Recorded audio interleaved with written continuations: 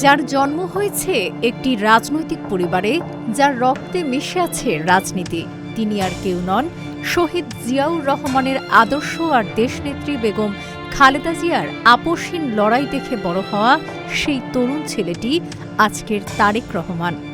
বাংলাদেশের রাজনীতির কেন্দ্রবিন্দুতে যার বেড়ে ওঠা, কিন্তু তার উত্থান এত সহজ ছিল না।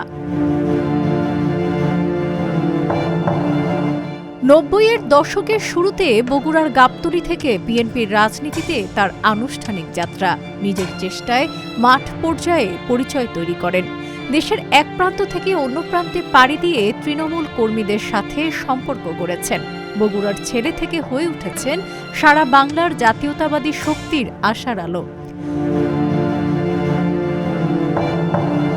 ২০০২ সালে দলের সিনিয়র যুগ্ম মহাসচিব পদের দায়িত্ব নিয়ে বিএনপিকে সাংগঠনিকভাবে শক্তিশালী করার এক বিশাল কর্মযজ্ঞ শুরু করেন।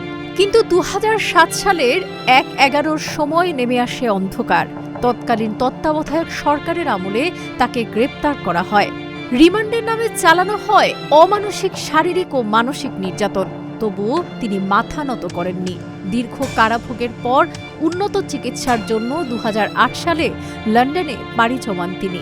শুরু হয় তার দীর্ঘ কঠিন প্রবাস জীবনের লড়াই।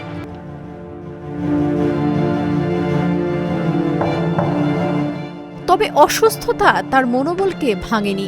বিদেশের মাটিতে থেকেও বিচ্ছিন্ন হননি তৃণমূলের কর্মীদের কাছ থেকে।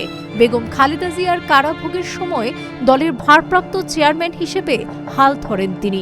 প্রযুক্তিকে কাজে লাগিয়ে দেশ জুড়ে ছড়িয়ে থাকা লাখো নেতাকর্মীকে ঐক্যবদ্ধ রাখেন।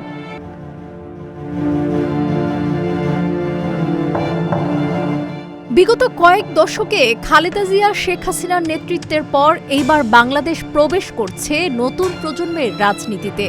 আপোষহীন নেত্রী খালেদা জিয়ার পুত্র তারেক রহমানের হাত ধরে যেমন এখন দেশ এগিয়ে যাবে, তেমনি সামনে আরও প্রজন্মের পর প্রজন্মের হাত ধরে সমৃদ্ধির বাংলাদেশ হবে, এমনটাই প্রত্যাশা সকলের।